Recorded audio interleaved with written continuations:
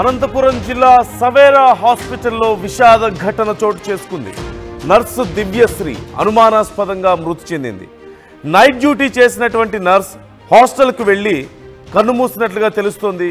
ఉదయం కుటుంబ సభ్యులతో కూడా మాట్లాడింది. కానీ మధ్యాహ్నం చూసేసరికి విగత జీవిగా పడి ఉన్నట్లుగా తెలుస్తోంది. దివ్యశ్రీ మరణానికి సంబంధించి హాస్పిటల్ నుంచి మాత్రం యాజమాన్యం నుంచి ఎలాంటి స్పందన లేనట్లుగా తెలుస్తోంది. ఏ సమాధానం చెప్పనట్లుగా తెలుస్తోంది.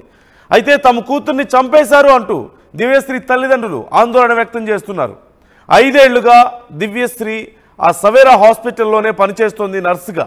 ఈ నేపథ్యంలో వారు మరొక ఘటనను కూడా ఈ సందర్భంగా గుర్తు చేస్తున్నారు. గతంలో ఇదే హాస్పిటల్లో అనుమానాస్పదంగా మరొక నర్సు కూడా ప్రాణాలు కోల్పోయినట్లుగా తెలుస్తుంది. ఈ నేపథ్యంలో ఖచ్చితంగా దివ్యశ్రీ ప్రాణాలు పోవడానికి కూడా ఏదో బలమైన కారణం ఉంది, ఏదైనా కుట్రకోణం ఉంది అనేటువంటి అనుమానాన్ని దివ్యశ్రీ తల్లిదండ్రులు వ్యక్తం చేస్తున్నారు. తమ కూతుర్ని చంపేశారు అంటూ వారు ఆందోళన వ్యక్తం చేస్తున్నట్లుగా తెలుస్తుంది.